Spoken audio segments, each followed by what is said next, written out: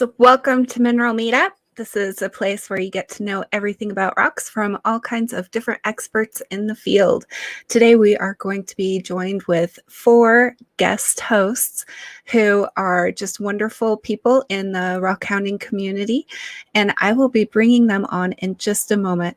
For my regular subscribers, I do have some important information that I'll be sharing with you at the end of this broadcast, so be sure to stick around for that. So without further ado, here's my intro.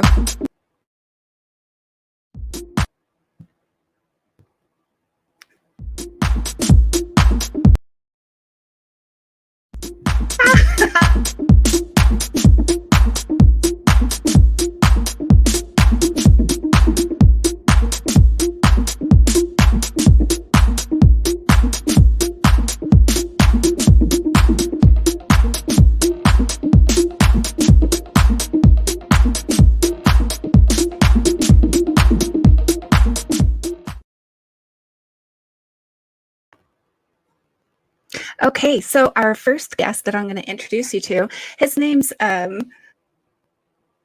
Jason. Sorry. Oh, I had a brain fart just now. Okay, here we go, Jason. Hey, how's it going? Hi, welcome. Sorry. Of course, have a brain fart on me. Oh, I think that's how this whole episode's going to go, but that's okay. Oh, it's all good. It's all good.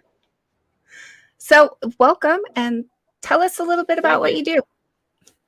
Well, I live in southwestern Pennsylvania, and in this area, it's most likely you're going to find a lot of plant fossils in shale. I actually stumbled across recently some calcite that doesn't normally show up in this area. I actually featured it in one of my videos on my channel, Pennsylvania Rock Hunter. I made a pendant recently, well, a pendulum actually. I'm just waiting for the chain to come in. Out of that calcite, right here. Oh, that is pretty. That is really pretty. This is out of the massive calcite, and then I made another one out of the banded calcite as well that has all the natural pits and holes and everything in it, and it turned out really nice as well. I made both of those on my high-tech diamond slant cabber, but the calcite that formed here is extraordinarily rare because we don't get crystal formations in this area. Oh, wow. We have coal, we have shale, and that's sandstone and limestone. That's about it. Beyond that, you got to go either north or way east to find anything else. Plant fossils is pretty much the general scheme of things in this area. You go north, you can find marine fossils and like trilobites, and crinoids and stuff like that. But beyond that, Pennsylvania is not the greatest rock hounding area, especially in my area. But I have fun with it. I find tons of fern fossils and stuff of that nature. I love doing rock trades with a lot of the different people in the rock hounding community, and I just have a blast with it. I've done a couple with you, and yeah. I still have my favorite piece from you right here. Oh, yeah. That is gorgeous. This will never leave my possession. I promise. Awesome. But, yeah, I've done several rock trades. I got a bunch of boxes I need to ship out. Just had to wait on some money to come in, but now that that's here, I can finally get some boxes out the door. I've got a few. Yeah. But I've been working on my channel and actually changing up my channel a little bit. I'm actually going more from the rock hounding angle and going more into lapidary because I find more enjoyment making things. than going out and finding things. Now, I will still go out and rock hound, but I really enjoy the artistic end of it and the making of things. I've got 2 containers just full of cabochons, and hopefully I'll be getting into wire wrapping eventually. A friend of mine sold me some of his equipment that he used, and he got out of doing lapidary work. But he also gave me all of his old stock, like his old stock crazy lace that you just won't see these colors ever anywhere. And he just gave me everything he had left that he was going to use but never did. And I'm going to use every piece of it that I can. If it's too small to use, well, it's just going to sit in a little jar and look pretty. Yeah. But I'm just going to transition more into, like I said, the lapidary end of it rather than the hunting. Unless I go somewhere else, like if I go to Indiana and do some geode hunting, or if I go down south by chance and get to do some amethyst, or anywhere else and get to do rock hounding there. But basically, when I'm home, it's probably going to be more lapidary work than anything else because, like I said, I enjoy that more than I do going out and just finding the same thing over and over and over again. Yeah, I totally get that. So awesome. Great introduction. I'm going to introduce our next guest host real quick. Okay, thanks. No problem. Okay, our next guest host is Courtney King. She is an amazing person. Let's welcome her on. Hi, everybody. Hi, Courtney. Hi. I am great. I'm glad to see you. This is fun. Yeah, it is. It is. So, introduction. I'm Courtney King, CNS Service Cab. So, I cut cab. That is all I cut. Excuse me. I cut cab and I sell jewelry making. Basically, started out about 5 years ago with my husband saying, you know, it might be fun to go mining. Let's go mining. So we went mining, and it has become a business for me. I very much like Jason had a ton of cats. I started out with just Dremel. I cut with Dremel cutting, and realized I wasn't going to stop cutting. Stop me because I cut with cat. I've got saws. I just got a Highland Park 14-inch slab saw finally. So all those pieces of rough that I've bought over the years can finally cut into something. So now I can slab and cut. But I won't sell this. Kind of weird about it. I don't want to be in competition with my suppliers or the customer, so I stick with it. Cutting caps is very meditative. Love all of the rock. Courtney, we're having technical difficulties on your end. It sounds like the audio isn't coming through very well. Do you happen to have a headset that you can plug into your phone or your computer? I can probably find. Good, because I don't want anyone to miss out on your information. Okay, yeah, let me. Oh, you know what? Let me run upstairs. Okay. Okay, sorry about that, guys. It's not fun when we have technical difficulties, but it's all working out the bugs. So I'm going to go ahead and introduce our next guest host right now. This is David Leaton. He is amazing. Hey. Hey, we caught you getting snacks. Are you getting snacks in the kitchen there? Yeah, I've got my coffee and I've got my soda and my spray bottle, so I'm set. You're set. All right. Well, how about you tell us a little bit about yourself and how you got into this hobby? Well, it's a fairly long story. Many years ago, I lived in Eastern Oregon, right on the border of Idaho. My folks lived there, and we moved there so we could be close to them. My dad got very heavy into lapidary work because of some people that he met there. And I always wanted to do it with him. I used to watch him make cabs. He had this little machine called a cab mate. And if you don't know what that is, it is a cabbing machine, and it's a small unit made for a small area, and you swap the wheels and the blades. Every time you go to a different one, you have to swap them out all the time. And he got to where he was really good at it. And I always envied what he was doing, but I had computer stores at the time, and I just didn't have time to get into it. Eventually, everyone moved from that area. We moved here to close to Salem, Oregon, where we're at now.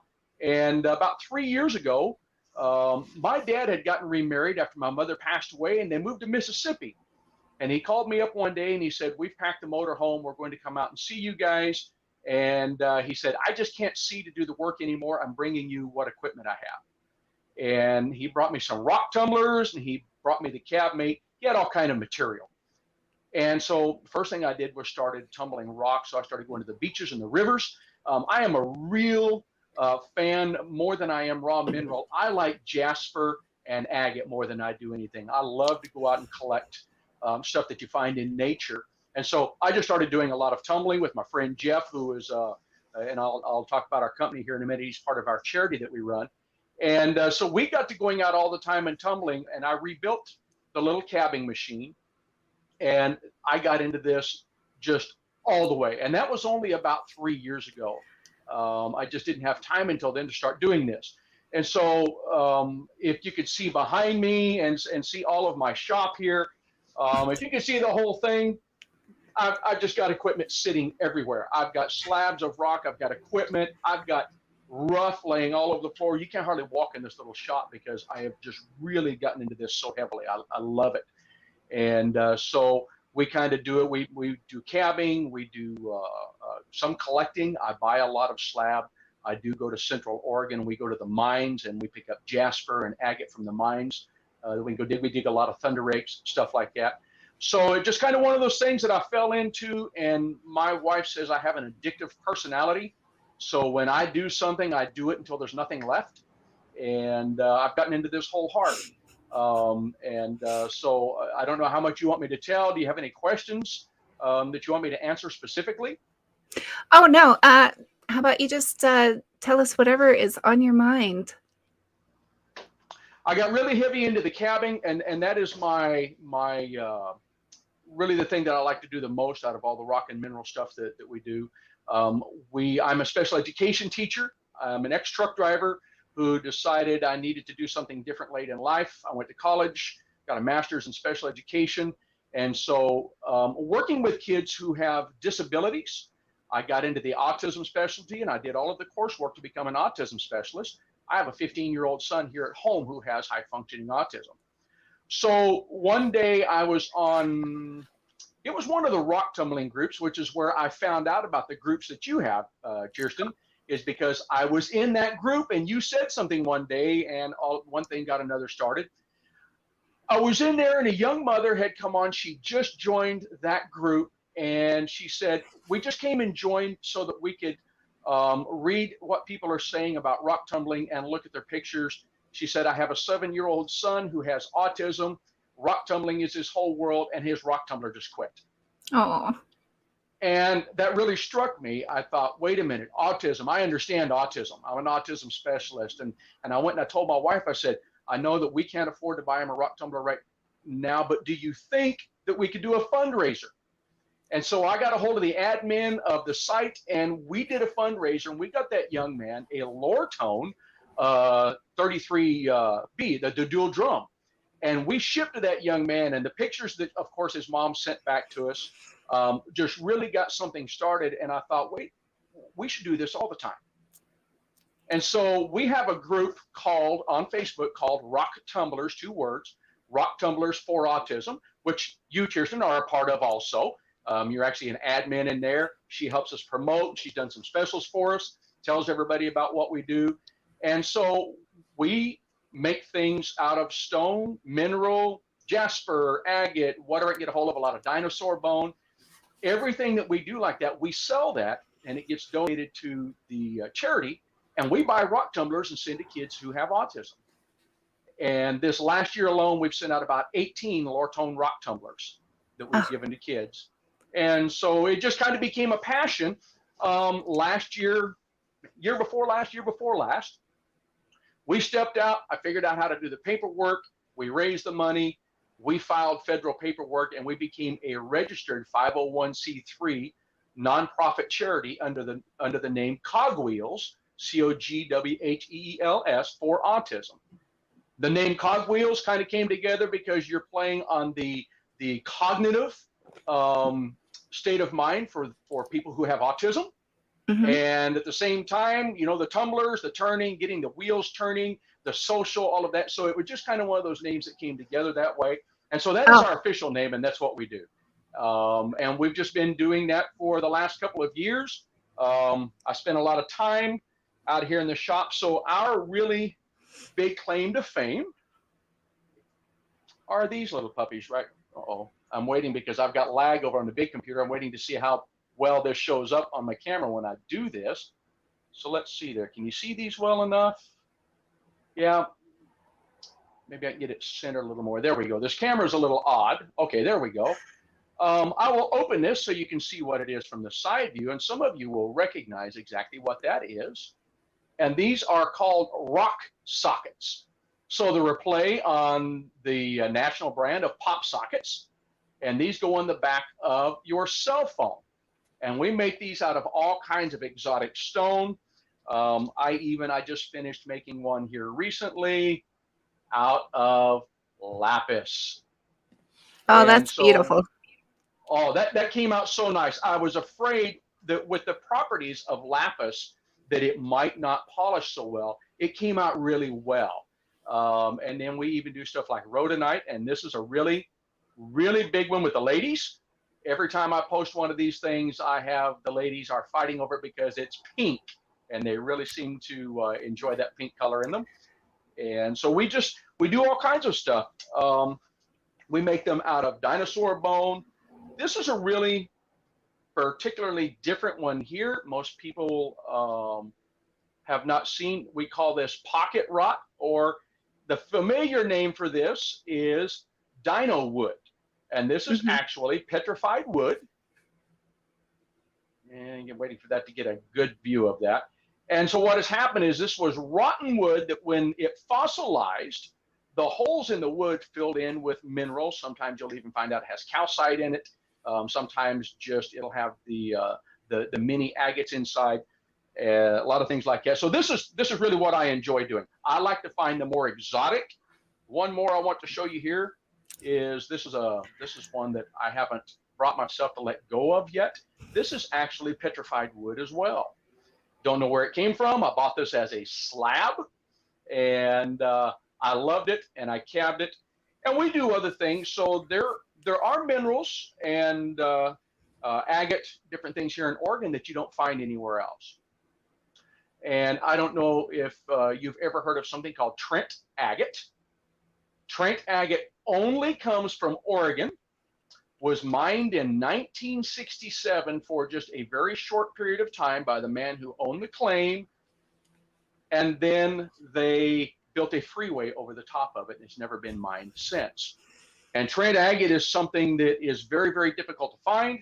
I happened to meet a gentleman here who had all of what was mined because his this gentleman's grandchildren had it, and they didn't know what to do with it, and they sold it to him.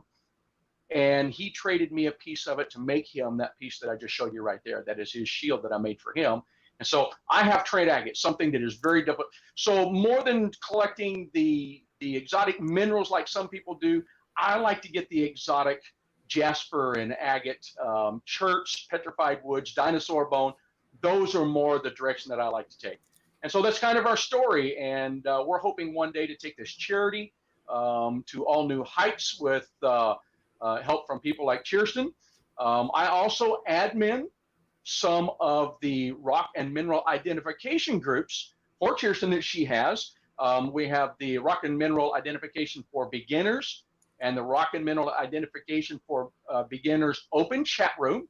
And we specialize in allowing people who come in, and we have standards and rules, so we keep very specific standards that we would like to see people meet because we're educational. We like to see people learn. So we present it in a certain way, but you can come in if you don't know something, let's post it. If an admin doesn't know what you have, there are so many people in the groups that we allow them to come in and say, oh, I've had this before and I got it from such and such a place and this is what they said it was. Or maybe there's a geologist. We have geologists that are part of these groups.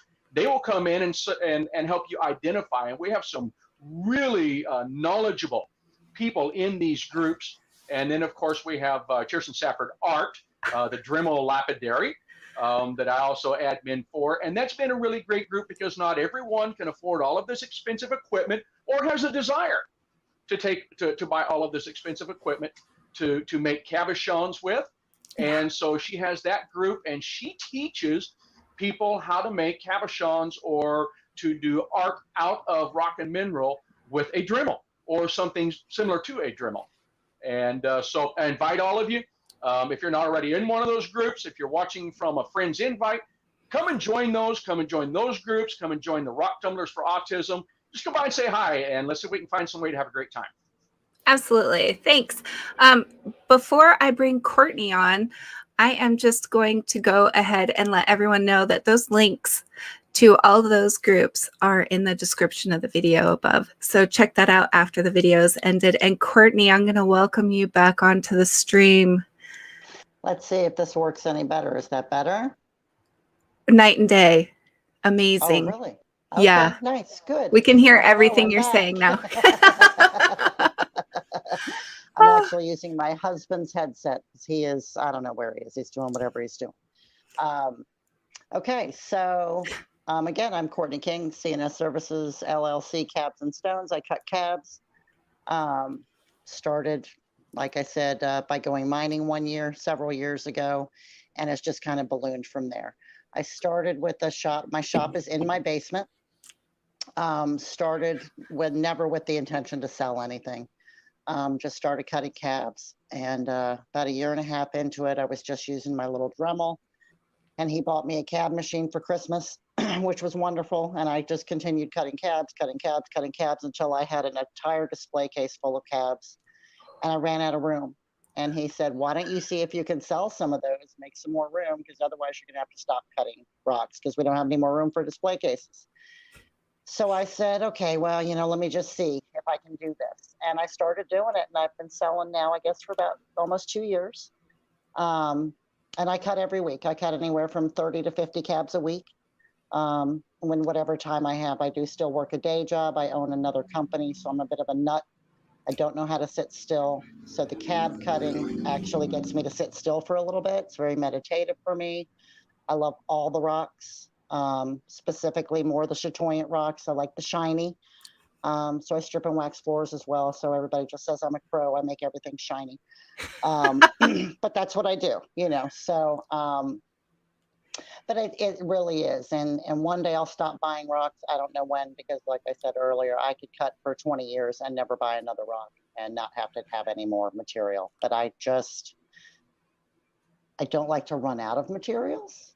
Yeah. So when I get down to where I have 1 or 2 slabs left of something, I have to buy like 5 more because you can't possibly ever run out, right? So, it is a bit of an addiction, but luckily with all of the people in the rock community that I have met, like you and all the other people that we have in common and the ones that we don't, I don't know that I'll ever have everything. And, I need to have one of everything, right? Don't we need to have one of everything? Yeah.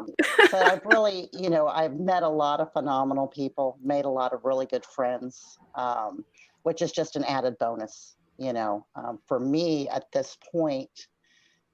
The selling them is nice. I enjoy that, but I enjoy more the cutting and the sharing them with people and the relationships that I've built through this community. You know what I mean? That's where it's really at for me.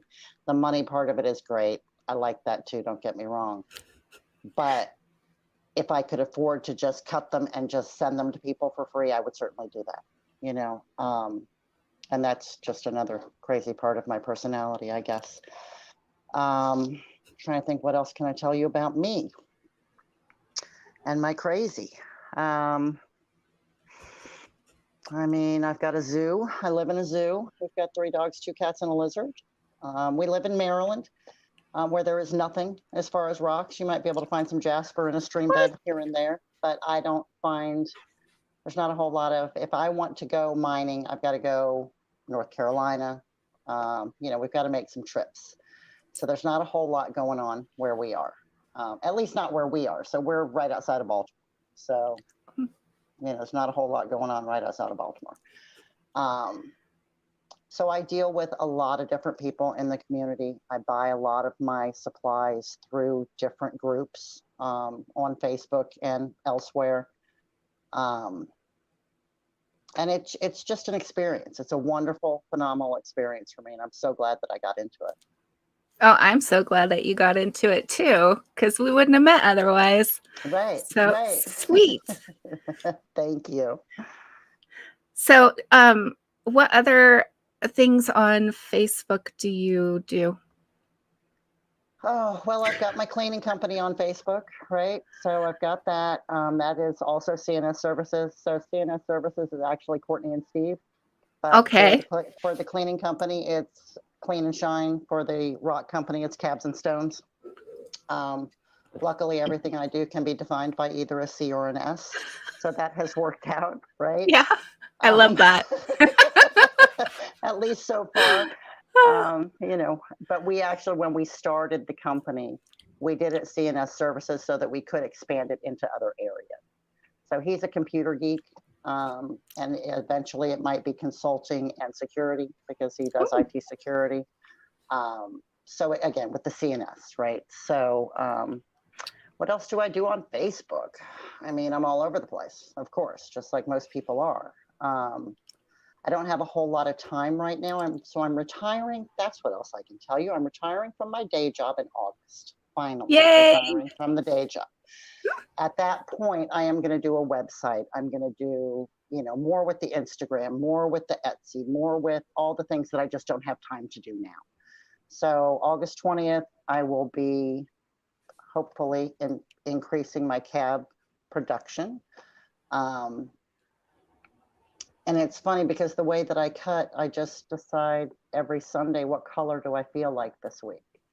You know, what are the colors that I feel like this week? And that's how I pick what I cut every week. Like, what colors do I feel like this week? Which is a whole other, you know what I mean? But I love that. Makes sense, right? To me, that makes sense, right? I'm feeling purple this week. So what can I cut that's purples? And then you got to do something that I can't do only purple, right? But you can, because there's so many different purple rocks. But other than that, we go kayaking. We do, you know, take the dogs places, take the dogs to the parks, you know, that we're very much homebodies. So we don't do a whole lot of excursions. Our adventures truly are taking the dogs and going mining or going out to a park and going kayaking. That is pretty much the extent of what we do. Sounds like heaven to me. You know, it's just, but you know, if you find your niche and you're happy with it, why get out of it? Right? Exactly. Like we're all about going around and meeting people. I went in June to Montana and met a very, very dear friend of mine who I'd never met before. We've been friends on Facebook for a long time and have been talking through Messenger and through the Facebook phone calls, you know, and that kind of thing. But I actually flew out there and met with her and stayed with her for a few days. So we're going to do that in November. We're going to rent an RV and we're going to go to Michigan and we're going to go to Oregon and we're going to go to Montana and we're going to go to New Mexico and we're going to go out and meet some people that we've been talking to all this time. And just see. Come to Utah. I can come to Utah. Come see me. I'll come see you. Absolutely. I would love that. So we're talking about taking a month off and just doing an RV trip. You know what I mean? Pack the dogs up, drive across the country and just stop and meet all these people. And just see, you know, see what everybody's really, are you really who you are? Right? Yeah. That might. Know what I mean? Because some people aren't, you know, I am. And that was kind of the thing about the Montana trip. And when I left, I gave her a hug and said, thank you for being who you really are. You know what I mean? And she said, thank you, you know, to me as well, because I stayed in this woman's home. Like we've never met before. So at the end of 4 days, when her husband looked at me and said, we really don't want you to go, that was really special for me. Oh, that you know what sweet. I mean? So, because that doesn't happen very often. And I kind of looked at him and said, well, thank you too, because if you hadn't been who you are, I would have been going on Saturday. You know what I mean? I did have an escape plan just in case you weren't who you really are. But I think that's important. You know, I am always exactly who I am. Who I am today is who I am. Now I might be happier or sadder or, you know, angrier or whatever, but Yeah. I'm still always just me, you know, and I'm just about being real today. Which, Absolutely. You know, It's hard to just where find it's in this day and age. So Absolutely. thanks for Absolutely. being real. Thank you. All right. Well, But other than that, I'm just a boring, you know, rock cutting girl. That's what I do. that's not boring to us. No, We love not it. at all. Not at all. Okay, I'm going to go ahead and introduce our next guest, who Okay. is not here with us. So hold on just one sec. Okay, guys. So our next guest was unable to be with us live, but I did sit down and talk with him, and we went through his whole journey. And I'm going to go ahead and get that playing now for your viewing pleasure.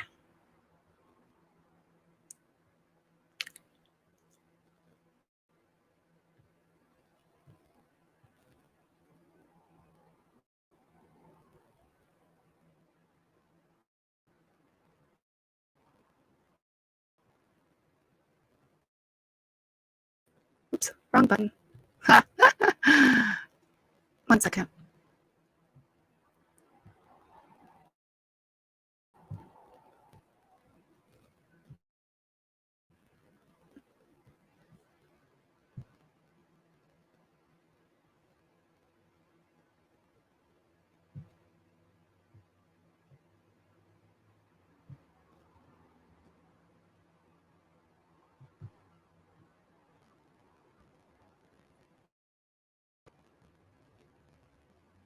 So I'm going to be playing for you Bill Barrett's interview.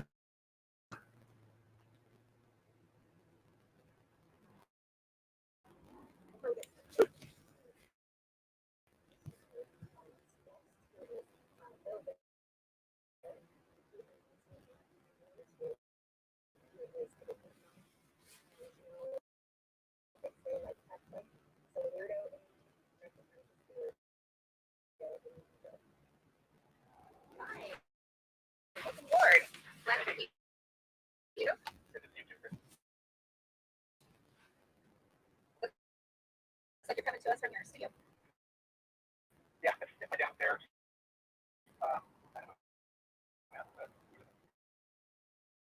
Yeah, that's fast. I can tell you. You've seen my garage.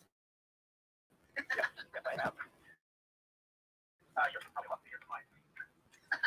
Yeah, maybe. I might have a little more time. So tell me a little bit about your channel and how you got into YouTube. Oh, so basically, I just wanted family and friends.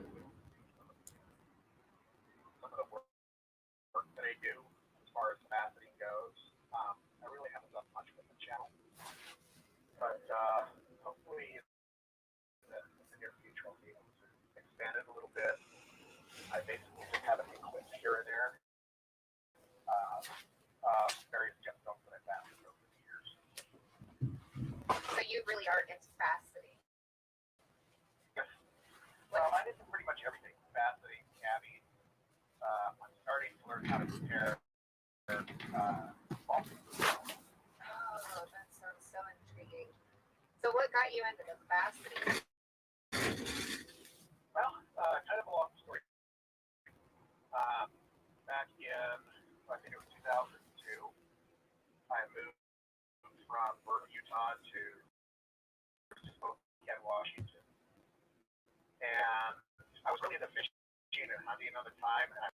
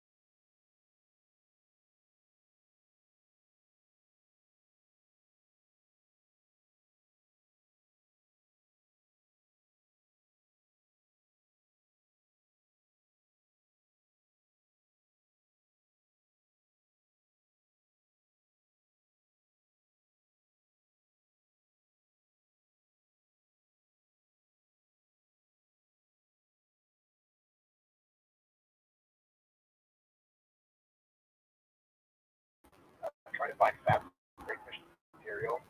I can't find fats and great material. I have grade for specimens, or just enjoy being outdoors. And then taking something from outdoors and making something, increasing the beauty that's already there. Oh, that is such the key to anything that has to do with lapidary is, you're taking something from the earth that, kind of bringing that beauty that's inside out. Just, it's a great thing. It's very fun. Yeah. I'm really impressed with your facets. I do have a couple videos I want to link in here and show. And maybe you can just kind of talk about what they are. Okay. And, let me get this first one in. I don't know how many of your viewers know what an X-Cube is, but it's a series of prisms that is put together in a way that it is a laser beam splitter. It will also split by light into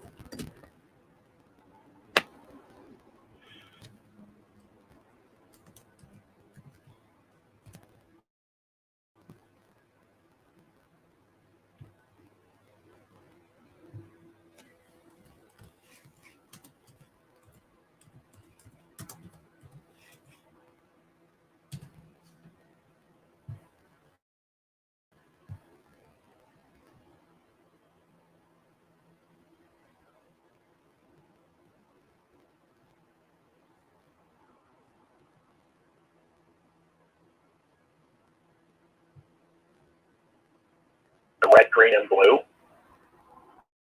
And I saw these on another YouTube channel, and just how cool they were.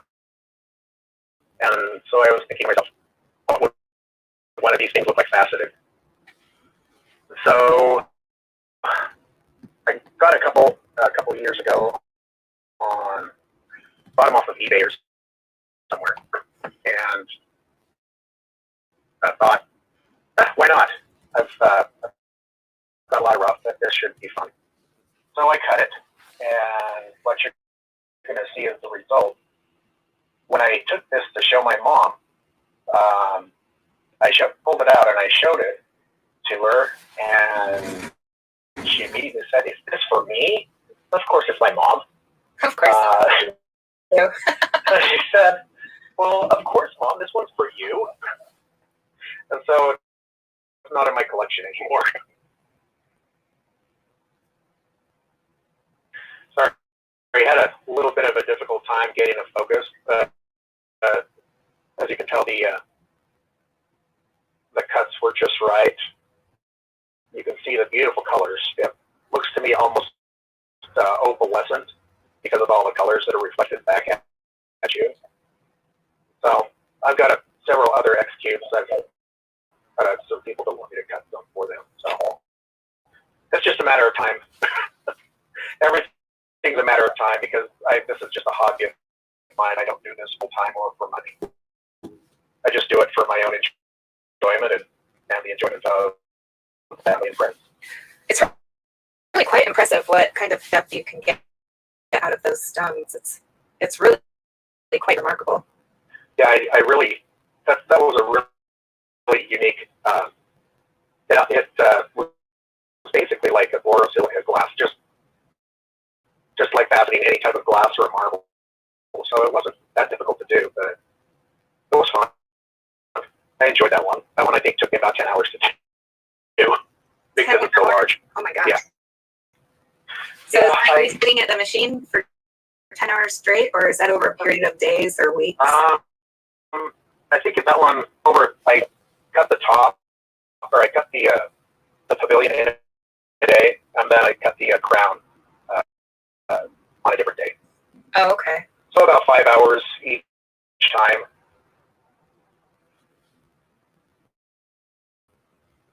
The larger stones should take me longer to cut than the tiny stones.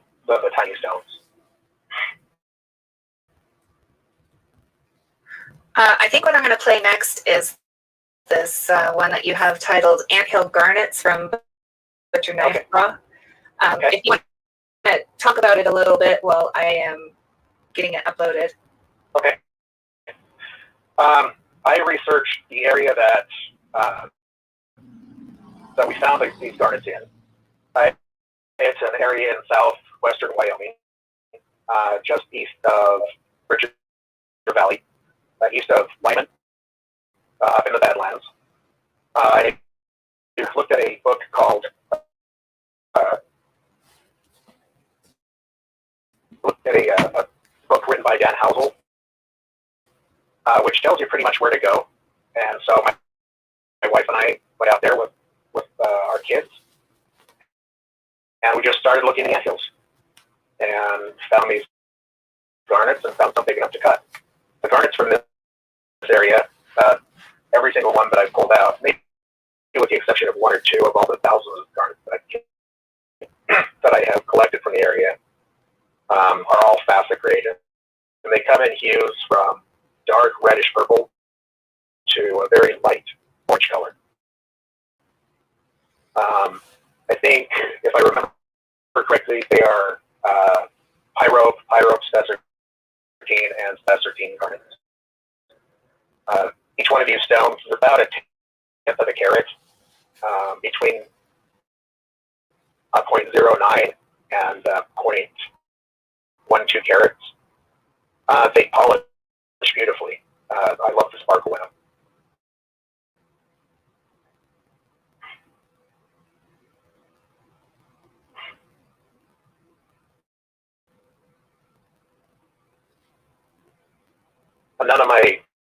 Very few of my videos that I've posted on my YouTube channel are narrated.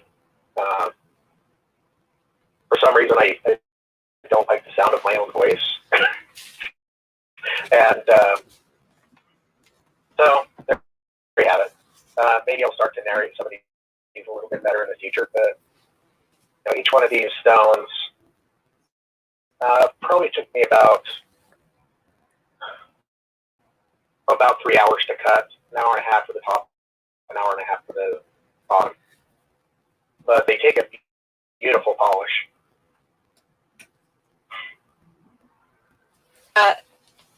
Let's see, what's another one that you would like to share? My favorite stone to facet to this point in time is probably zircon. Zircon is the natural analog to cubic zirconium. Okay. It is a natural stone.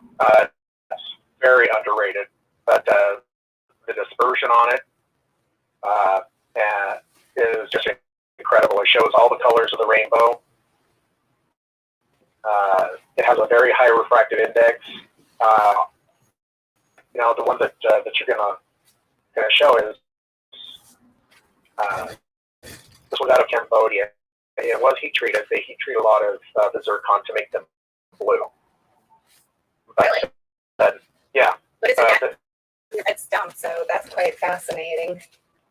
Yeah, they actually come in pretty much every color from clear to black. Oh. But most of them that come out of Burma, Myanmar, or Cambodia, they're a dark champagne color, but when they heat treat them, they turn blue. Well, that's fascinating. Okay, I'm gonna go ahead and share that one right now. Okay. And we'll check it out. And I've had this rough for years. I went back to school, which really limited my time to devote to any of my hobbies. Yeah. But no, I just got back into it. Oh, this one's not the blue one. Oh, it's not. Oh.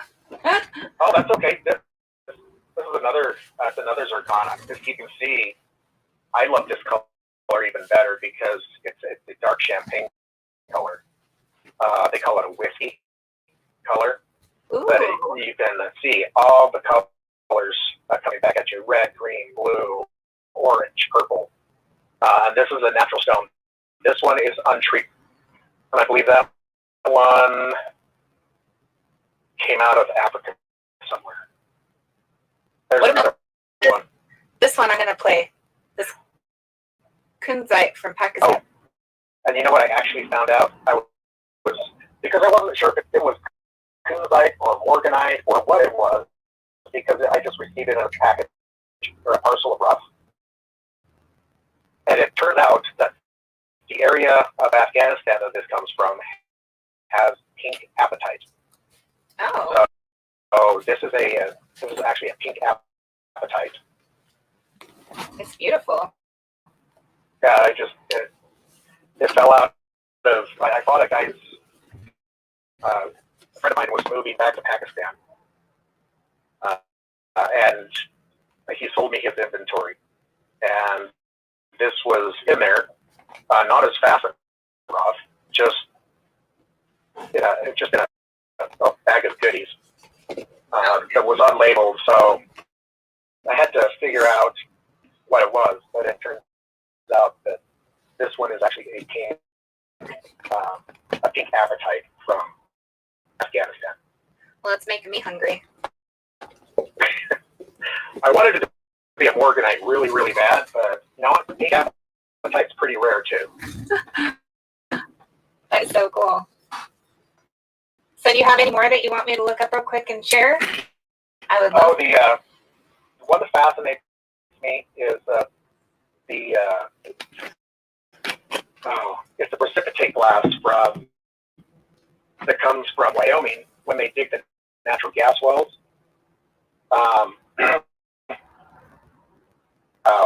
Up in the slurry that comes up when they're digging the wells, there's some type of precipitate glass, and it's a deep purple, and it has a really nice refractive index, and it sparkles really well.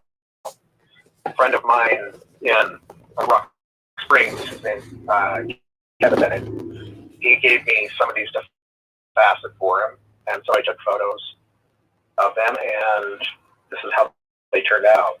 So this is the one that's the precipitate glass? Yes. Okay. I'm going to get that one loaded here. I like to self-source as much of the material that I facet as I can. Just because, you know, it's neat when you find it and then you find out how to cut it. It's a process that's fascinating to me.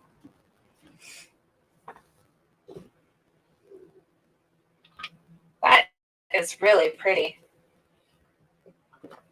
You know, it's got a really, it even has some dispersion in it, but the scintillation in it is beautiful as well. I designed all these cuts. None of these are from patterns. Okay. I just kind of went where the stone guided me. Is that hard to do in faceting? With this, yes and no, because sometimes you make a lot of mistakes, and then you have to go back and you have to fix your mistakes. But I've been faceting since 2003 on and off, so not really a difficult thing for me, but for someone that's just beginning, it's best to follow the patterns until you know more of what you're doing. And I'm not saying that I know what I'm doing because I'm self-taught and I'm always learning. Yeah. We all though. Yeah. You know, we say we're self-taught, but we're taught by those came before us. You know, as far as like trial and error and you know, asking others for help and reaching out when we're kind of lost in the middle of the process and unsure of how to really get through that. So, you know, I learned a lot of really, really incredible. Oh, thank you. I learned a lot of faceting tips from a fellow YouTuber out of Australia. He runs, his site is called Vintage Time. Okay. He's a guy named Cliff, and he's been faceting for years. I've sent him rough, he's sent me rough, some beautiful stuff. Some incredible, nice rough that he sent me, and I hope I've sent him some stuff that he can use, but it's stuff that I've self-sourced and some other stuff that I've accumulated over the years. So fun to go out and dig it and then make it something amazing. Like, there's just this feeling of pride. You know, you still feel that same pride, but maybe to a lesser value when you're buying your stuff. Yeah. I just got back from the Oregon Sunstone mines, and I sourced about 10 pounds of sunstones, and then I got back. Yeah. Yeah, so I'll be cutting for a while. The hard thing for me is I get really attached to what I cut, so it's hard for me to sell it. But, you know, I'm that way with my cabs. I make them, and then they turn out amazing, and I just can't let go of them. It's really hard. I don't know how others do it, because I'm just doing it. You know, if somebody wants to buy something from me, that's great. But no, I just enjoy looking at the work that I've done and the pride that I feel. Yeah, doing it. It's an amazing feeling. So, what's the name of your YouTube channel? Spell it out for her. Mineral Mutt. Mineral Mutt.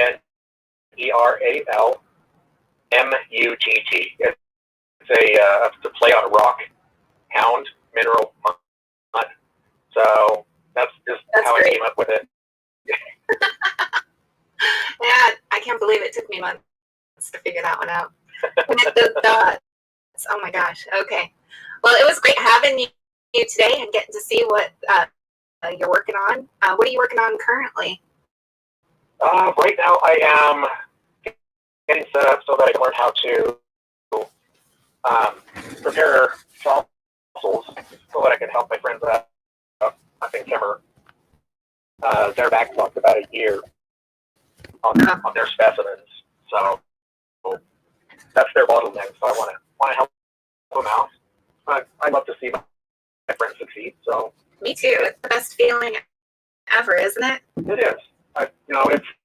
It's better than when you watch one of your friends succeed. It's so fulfilling. I completely 100%, 1,000% agree with that. All right. Well, thanks, Bill, for coming on with us today. And I hope you have a great weekend. I hope you do as well, Kristen. I appreciate you allowing me some time on your show. Thanks again. All right. Bye-bye.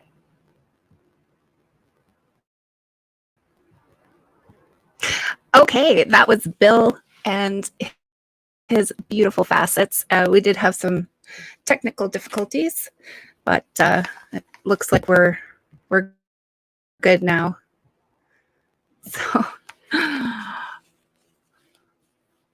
So I'm going to go ahead and bring everyone back on that's still here with us, and we're going to have some chit chat time.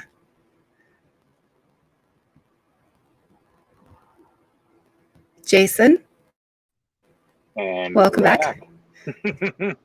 Thank you, David, thank welcome back. Thank you. Courtney, welcome back. Thanks. Hi, guys. you. Hello. Oh, there we go. Now we can see everyone. Hey, all right. So before we get going too far into the conversation, I do want to just show everyone. I have written several books. First one is Crystal Journal. It is a blank journal for writing in.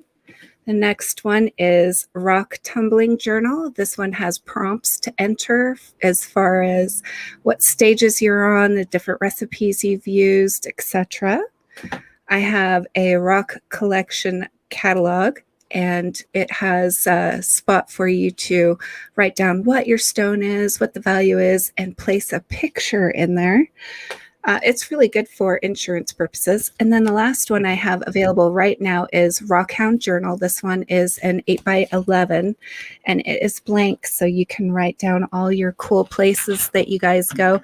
And at the end of the week, I'll be giving away a set of all 5 of my books. One is not here yet. And to one lucky viewer, all the viewers have to do is leave a comment and tell me what your favorite stone is. That's pretty awesome. That is awesome. Absolutely.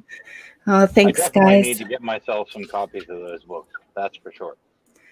Yeah. My next one is a completely blank notebook. So it's got a really cool cover, and I look forward to using that for when I go back to school. Awesome. Yeah. So with what Bill had to show us, he showed us and talked a little bit about faceting. And we're all sort of new here as far as maybe in the last decade or so. I've been collecting rocks since I was a kid, but I never really got into the business aspect of it until about 7 years ago when I started this channel. But I want you guys to kind of talk about what some of the biggest mistakes that new people entering the hobby make and how they can avoid them. Thinking it's easy is Absolutely. probably the biggest mistake I made whenever I got into the hobby last year. I've been collecting rocks here and there, crystals and gems and stuff. But thinking that going out and rock hounding was going to be easy, no, I was way wrong. One of the biggest things that I learned as far as rock hounding goes is the amount of research that you have to do before you even think about going out to collect anything. Research is absolutely critical, and yeah, it's one of the most fundamental things that you have to learn is if you don't do your research, you're not going to find anything. That's just my 2 cents. Well, you never know. You might be walking out somewhere you've never been and look down and find a diamond. Just kidding. True. That never happens, You right? never Well, maybe know. not a diamond, but you might find something. But Yeah, most there's times, I rocks think everywhere. research is one of the biggest keys to rock hounding. How about you, Courtney? What do you I think? think from my end of it was, not relying strictly on what I think I know. So part of my husband's requirements when I got the machine was that I had to take a lapidary class. And I thought at that point, that I knew what I was doing, but there were a few things that I was doing wrong that just a basic lapidary 101 taught me. Just not a whole lot, a few little things to do better with. And then feedback from the customers. I've learned a lot from my customers of things that I can do better or change a little bit to make it easier for them to do what they need to do with my stones. I agree with the research aspect for sure. Because I can't tell you how many slabs I have that I have no idea what they are, but I will figure it out before I cut them and post them. You know what I mean? Research is absolutely very, very important. It's great. The internet's a wonderful thing, but I think learning from actual people and reaching out, letting people help you, and as you said when you were talking to Bill, Kirsten, is, relying on the knowledge of those that came before us. They came before us for a reason, and they're good at what they do for a reason. So if we can pull from their knowledge and our own experience and do our own research too, then maybe we can be, a little bit better every day, as long as we remain a little bit teachable and don't think we know everything, because we certainly don't and never will. Ain't that the truth? What do you think, Dave? I think really a good combination of what Courtney and Jason both had to say. I mean, there is so much out there and so much to know. But I think the number one thing, Courtney brought up a really good point about taking a lapidary class. And the main reason why is to know what you really want to do before you jump in with both feet and mortgage your house to buy all of the equipment in the world, and then find out half the equipment that you bought is either not what you needed or not the direction that you wanted to go. And so get into it slowly, get in piece by piece. I did join the 50 Plus Center here in town when I first started doing this. I got into the rock tumbling first. So I did everything piece at a time. I got into the rock tumbling. I did that for a year while I was rebuilding my dad's old machine. I completely tore it apart. I took all of the excess paint, everything that was on there. I made it look brand new. While I was doing that, I was learning to tumble.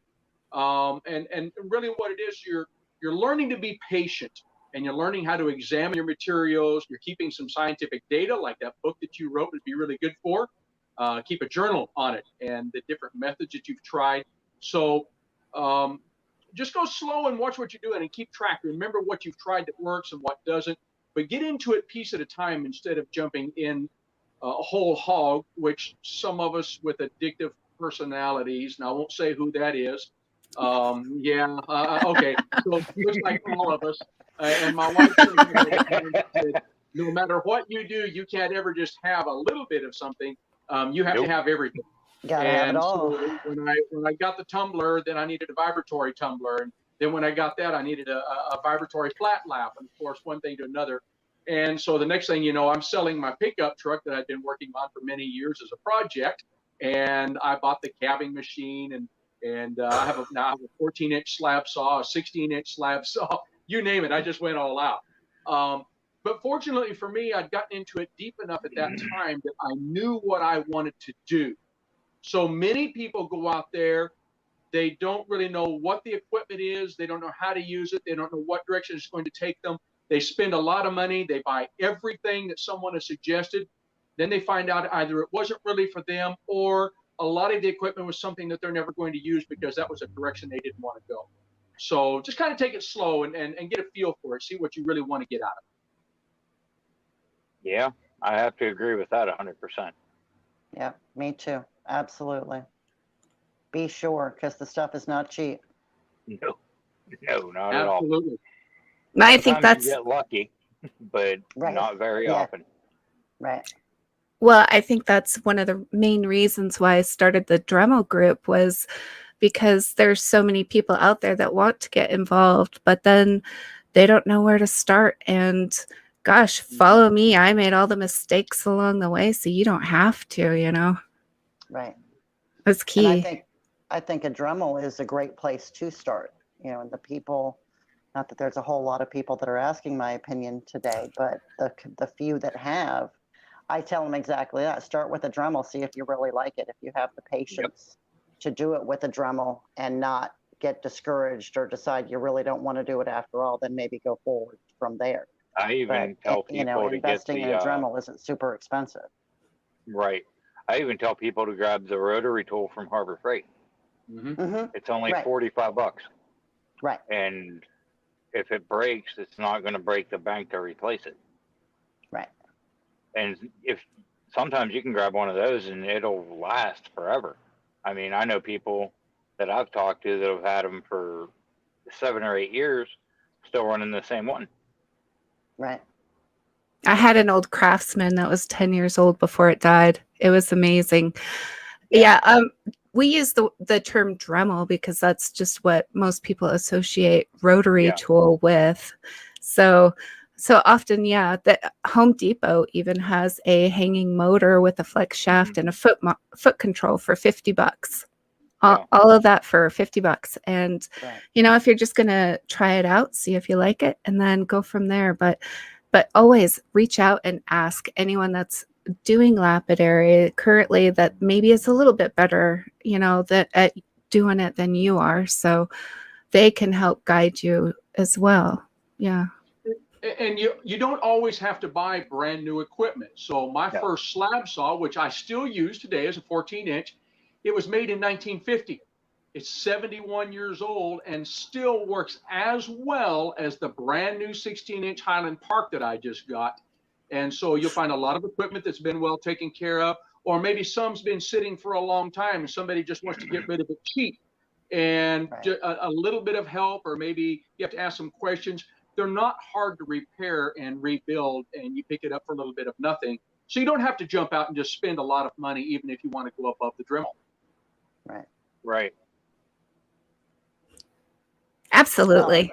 And that's a good point as far as equipment goes too, is take care of your equipment. You know, the cleaning, the Mhm. maintenance, all of that stuff is just as important. You know, you're in any field, I think, you know, your equipment will treat you only as well as you treat it. That's it. Take care of your equipment will take care of you at the end of the Right. day. Right, exactly. That's a good life lesson for all areas. Yeah. Yeah. Yeah. I mean, Well, I honestly, have, someday I might like to get into doing reviews on lapidary equipment, because some of it is made so you can care for it so much easily than what other units are. oh yeah. And so The older that's equipment a is really good thing. easier to take care of than the new stuff, I think. In many ways, you're right. Absolutely. Because it was much simpler. It was put together so simple that some of the new stuff is just a lot more complicated as far as the amount of parts and how they're assembled. Right. And no different than anything else. The older stuff was made to last, where some of the newer Yeah. stuff is not, right? Yeah, And I look at think the that's- old trucks versus new trucks Right. conversation. Yeah, yeah. Right. I was going to say the same thing. I mean, I have a old Lortone 12-inch slab saw. It was built in the 70s. Cuts like a champ. I have a Right. Grapes cab mate. It's, I don't even know how old. Cuts like a champ, and it has a 6-inch wheel. Shapes stones like a champ. I have a Griffin Dime bandsaw.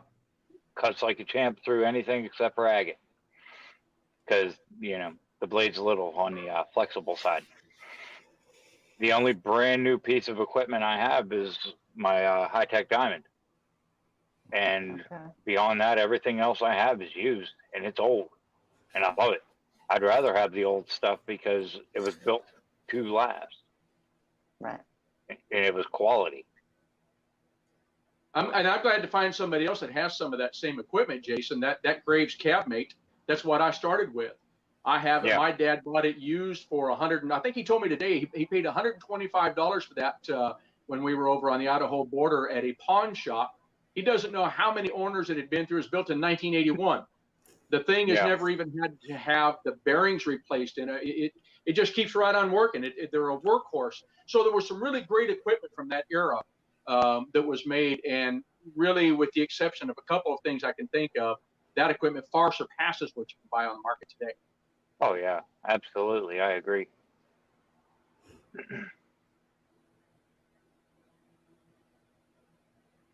Everybody What's got quiet. everybody's favorite mineral or rock? It's that lull. Oh, mine is sugilite by far. Love the sugilite. What is everyone's Here. favorite what, Jason? Rock or mineral? Why he picture Jasper? Oh, that's pretty stuff. That's Oh, pretty. it's what got yeah. me into this. Okay. Mine's Tiffany Stone. Oh, Tiffany's beautiful. Tiffany's beautiful. Yeah. What about you, Jason? The Pearson's Tiffany stone right there. Pyrite. Ah, okay. Oh, that is I got big. a- That is huge. Yeah, it's a 4-inch, 5-pound pyrite skull. Wow, nice. Wow. Nice. Now, did you carve that, Jason, yourself? Oh, heck no. I have patience, but I don't have that much patience. I bought this off of a guy on Instagram, and this monster will go with me wherever I move to for the rest of my life, and it'll get passed down to my kids. There you go. My second favorite, weighs even more, is galena. Okay. Lead and silver. Hells yes. I love galena. I stumbled across this piece that weighs, I think, 8 pounds at an estate sale. It was in a box of rocks from around the world, and I paid $10 for the box of rocks, Wow. and that was in it. Nice. Nice. And it's just solid galena. There's no coast rock, no anything else in it, just solid galena. I was kind of stoked to get my hands on that. I bet. So do you know how to process it to get the silver out? I'm leaving that as is. Oh, That's staying. This is a specimen piece. I mean, it's huge, it's heavy, and it still shines. So, yeah, it's not perfectly cubic, but I'll keep it. I love that. Here's my Tiffany. That's my favorite. I don't know if you guys can see it So pretty. okay. Yeah, So pretty. I just polished it on my flat lap, so nice. yeah. So, is there a myth or an untruth in the rock community that you would like to dispel? I think I dispelled mine that this was easy. Because making cabs, it's not easy. These fingertips have bled many, many Oh times. yeah, absolutely. We all laugh because we all know. Yeah, 80 fingernails grit is not my non-existent. friend. 80 grit on the angle cabber is not my friend. Oh. Gets me every time. It's not easy, it's not cheap, but And it you is will hella never have fun. fingernails. No, no. I have to cut my nails every other day. It's ridiculous. Oh, I don't. The cabber takes care of that for me. Yeah, What yeah. fingernail? Exactly. No. I have none. I'll tell you a quick little story. When I first started using the CabMate, I did not use dop sticks. So, you know, I everybody still did their own. I didn't know about dop sticks at the time. I was using my hands, and I would hold them like this and form them. But the tops of my nails were always very thin, almost right down to the meat. Mm-hmm. So I thought one time, I'll get a bottle of stuff that I'd seen my wife use on her fingernails. It's called hardened nails. And so you polish it across there, and it hardens it up, fills those spots in. But be very, very careful where you store it, because I also have a fluid that I put in my eyes in the middle of the night. And Oh, no. Oh, I woke up one no. time in the middle of the night. I grabbed that bottle to put stuff in my eyes, and I thought, that doesn't feel right. And about that time, the burn hit my eyes, and I was yelling for my wife and running for the bathroom. Fortunately, Hard as Nails is no longer a lacquer product, but it is water-based.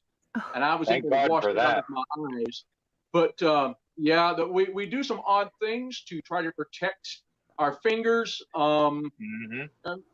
You find a method that works for you but doesn't leave you where you have to use something like that. So there are pieces you can put on the ends of your fingers. They're little, kind of like little rubber glove pieces you put on your fingertips. Yep. Stuff like that. Yeah, maybe a dop stick is not such a bad thing. No. Yeah. Yeah, yeah. Except and when you're that's making big stuff. It's a pain when you're making bigger stuff like this. Yeah, you This can't make guy them right too big. here. Yeah. I can A go little about too an big inch for and a a dop. half before I have to not use the dop. But Yeah, same it thing. I depends on what you make. used to grind my fingers away. And when I took the lapidary class, he taught me how to properly use a dop stick, and I Yeah. use them now. I wish I had a full-blown cab machine, but maybe one day in the future. There you go. Well, and some of the myths, you know, everybody has their own method that they use, how they dop, what they use to dop with. Find something that works for you. Don't let someone tell you that you have to use a specific product. Of course, Right. you know, the old timers, they came from a wooden dop stick and dop wax. That works great for some people. I found Super that glue where and I'm a at nail. in Oregon, it is so cold out here, and I have to use cold water out here in my shop, that even with the heaters on, my stones would constantly come loose and the wax would break. And I didn't know Right. what was happening. And I tried everything in the world, and I realized one day it was simply too cold in here, and I was using cold water to cab with, which added to it. And I'd be working on my cab, and the dop would just break. And I was, you know, so there are a lot of methods you can use. Myself, I bought, I'll show you one here. I bought a little thing from Highland Park Lapidary, and of course we just use a little super glue and put a screw on there, and then it's a handle that you put it in. Nothing wrong with this.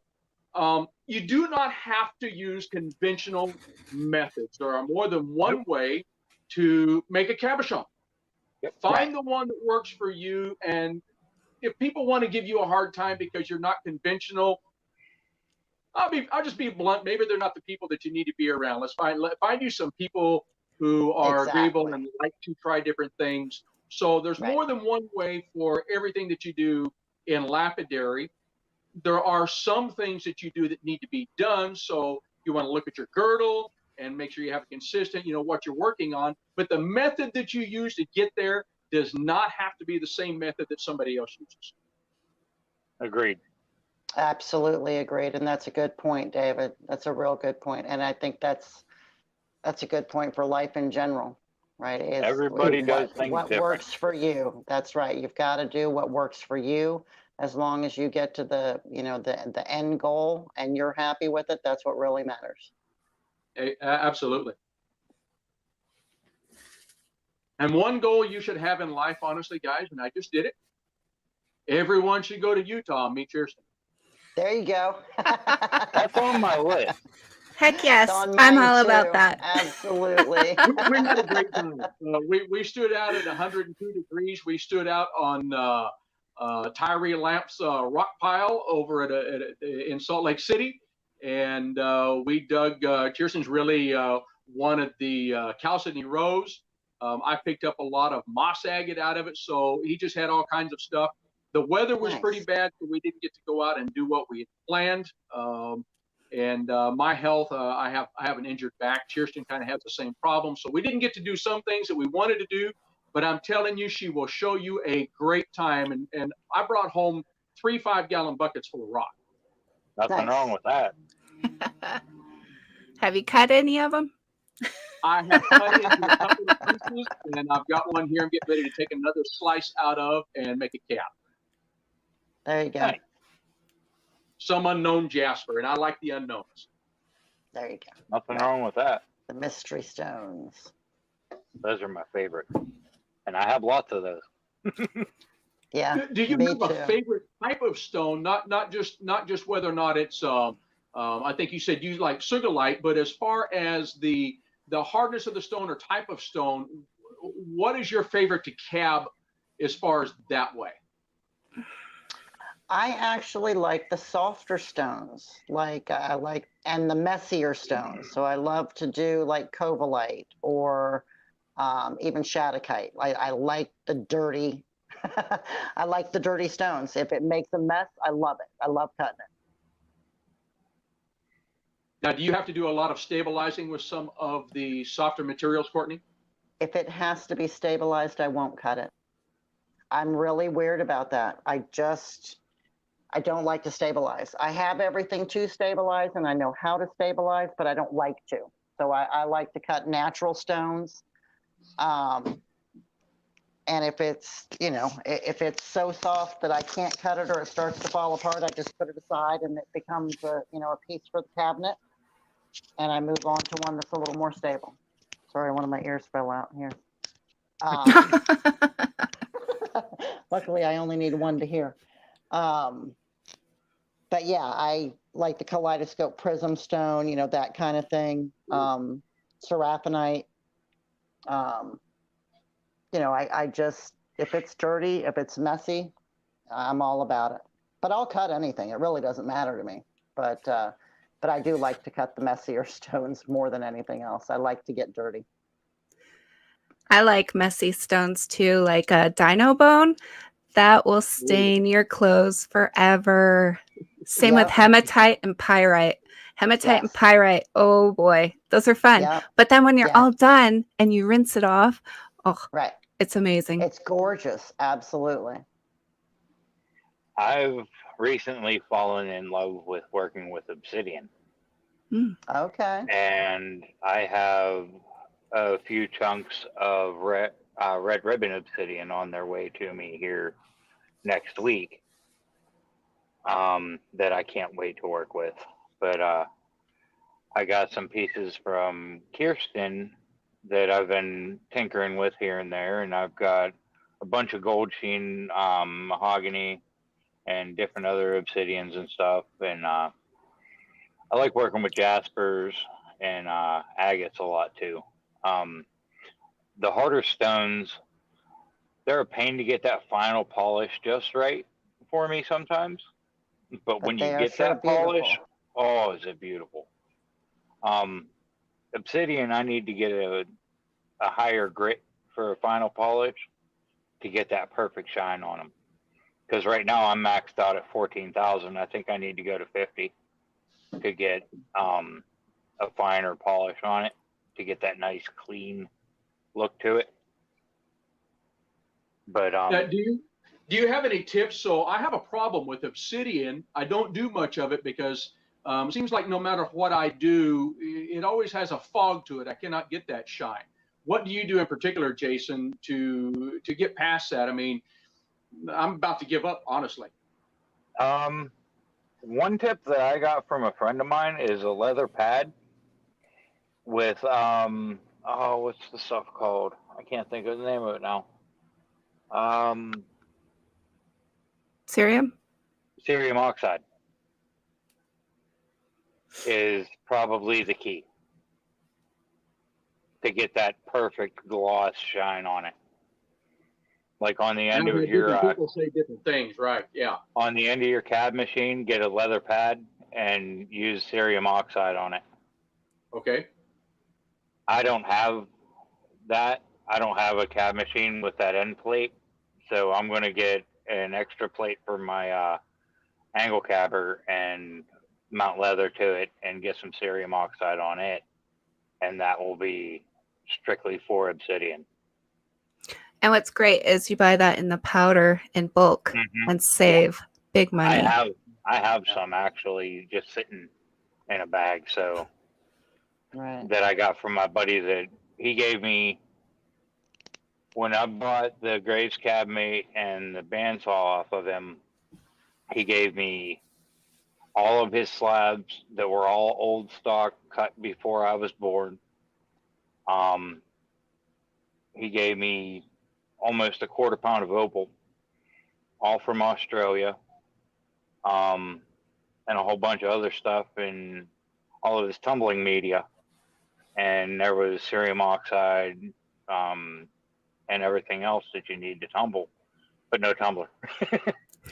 But yeah, I'm gonna be doing some serious overhauling down here in my shop to accommodate a few things, because I do plan on, God willing, I'll have a actual cab machine by the end of the year, and it'll go on the right end of my bench, so I can actually get to the end of so I can put the leather pad on it for polishing. But yeah, I heard cerium oxide and leather. Cerium oxide and leather, I heard, was the trick for polishing obsidian. And I've had some people tell me use less water. Other people tell me use more water. I just don't seem to be able to get the consistency that I do. And I like hard stone. I do some soft stone, but not super soft stuff like Courtney does. But I like hard stone because to me, it's easier to get a shine on it. Yeah. And so I agree. Absolutely, it is. It's like the harder stones definitely take a better polish. I For that, the dirty stuff. Get the fingerprints off of this. I'll show you a piece of obsidian freeform that I did just a couple days ago, and it took a nice shine. See if I can get it in here. That shined up really nice. Yeah, yes, it did. Look at that. Wow, beautiful. That's a mirror shine, and that is hard to get on obsidian. That's some good work. Right. Yeah, and that's at 14,000 grit. Nice. Diamond paste. For any of the new people here, that one of the things that I do want to tell you when you are making cabs is to dry it off and check it in between, because especially with obsidian, you could be like trucking right along, get all the way up to polishing, and then realize that you accidentally left scratches at 280. So, so sorry to interrupt. Oh no, that's a you're really absolutely good right. That's a great point. Is stop in between wheels. I'm sorry, you had a little lag there. Didn't mean to talk over you, Courtney. That's okay. Go ahead, David. One thing that I do tell a lot of people who are having problems getting scratches, get to know the scratches from each wheel. So your 80 or your 100, whichever you start with first, if you will go to your 220 wheel and you will work that, but leave some of those scratches from that 80 grit, look at them and get to know them. Each wheel leaves a particular depth of scratch. They're usually a little bit more white when they're at the 80 grit. But if you happen to go through and you don't catch something and you go through, say, several wheels, you go through 3 or 4 of your wheels and suddenly you look and say, oh, there's a scratch, but I don't know where it came from. But if you really get to know your scratches and which wheel makes that particular, you only have to go back maybe 2 wheels instead of all the way back to your 220 or back to your 280 wheel, and you can just go back to what you need. So that really is really important.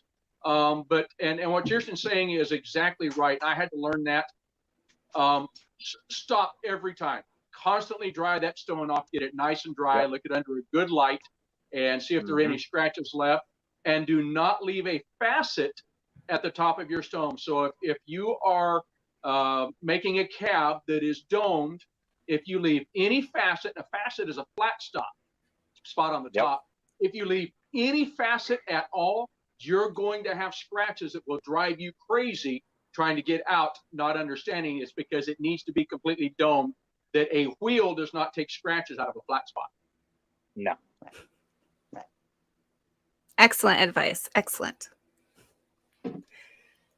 Oh, we are over our time for today. So I would love it if we'll start with Jason, then Courtney, then Dave.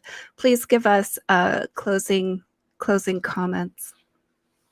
Well, this has been really fun, and I hope I get to do this again. And for anybody that's new coming into this hobby, enjoy it because you will have a blast.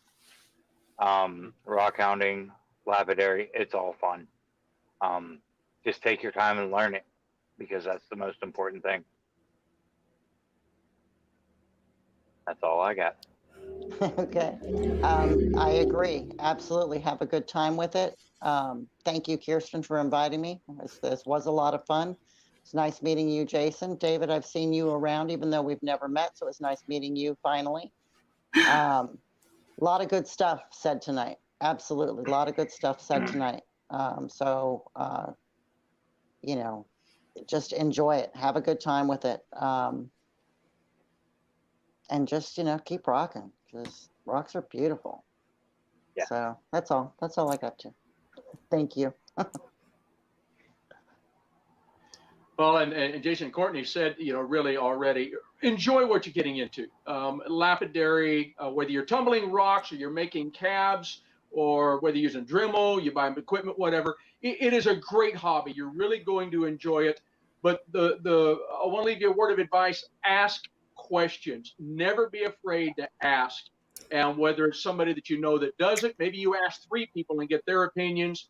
Join the forums on Facebook.